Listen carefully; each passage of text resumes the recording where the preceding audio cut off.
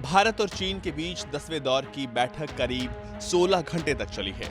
चीन की तरफ मोल्डो में ये बातचीत कल सुबह 10 बजे से चल रही थी, जो देर रात 2 बजे खत्म हुई।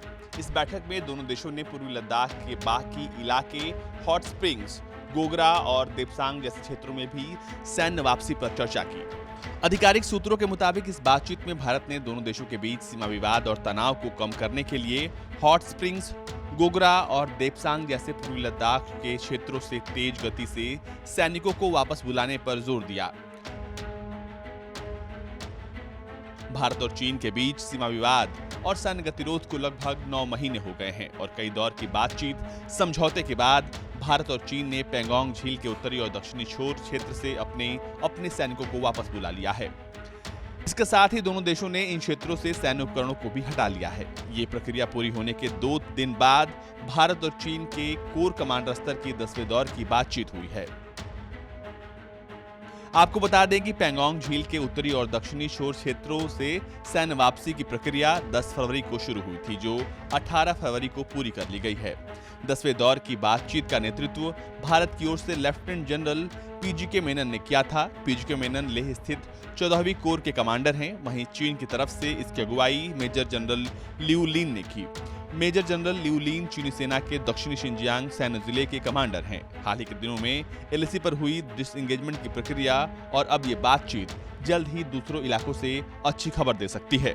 कोर कमांडर स्तर पर भारत और चीन के बीच बातचीत 16 घंटे चली। ये 10वीं बैठक थी कोर कमांडर स्तर पर बातचीत की और पहली बैठक डिसएंगेजमेंट की प्रक्रिया शुरू होने के बाद पेंगोंग झील के नॉर्थ बैंक और साउथ बैंक दोनों पर काफ़ी हद तक डिसएंगेजमेंट हो चुका है, जहां दोनों तरफ के सैनिक बेहद नज़दीक एक दूसरे के बैठे हुए थे। कुछ जगहों पर जो फासला था वो सिर्फ 50 मीटर 75 मीटर दूर था और यही नहीं, वहां पर दोनों सेनाओं के टैंक्स भी बहुत ज़्यादा नज़दीक थे। अब जो है पूरी तरह से पुल बैक वहाँ से हो चुका है और ये जो बैठक चली ये 16 घंटे चली। पहले की तरह ये बैठक भी बहुत लंबी थी और ये कहा जा रहा है कि इस बैठक में आगे किस तरह डिसएंगेजमेंट करना है, तनाव को कम करने के लिए इस पर चर्चा की गई। भारत की तरफ से ये कहा गया है कि सिर्फ हॉट स्प्रिंग, गोगरा या डेपसांग ही नहीं बल्कि पूरे पूर्वी लद्दाख में जो तनाव बना हुआ है उसको ख़त्म करने के लिए चीनी सेना को पूरी तरह से वापस जाना पड़ेगा।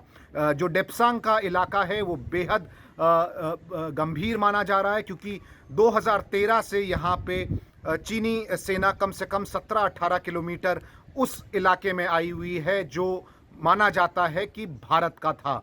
यहाँ पर भी काफ़ी ज़्यादा बिल्डअप हुआ है और टैक्टिकली और स्ट्रेटिजिकली ये इलाका बहुत ज़्यादा ज़रूरी है भारत के लिए, क्योंकि यहीं से रास्ता जाता है दौलत बेग ओल्डी की एयर स्ट्रिप का, जो भारत के लिए बहुत ज़रूरी है, और कनेक्टिविटी जो काराकोरम पास की है वो भी यहीं से होके गुजरती है।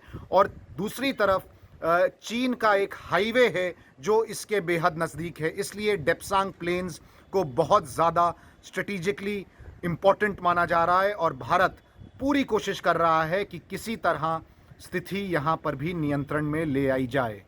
अभिषेक भल्ला, भारत तक दिल्ली।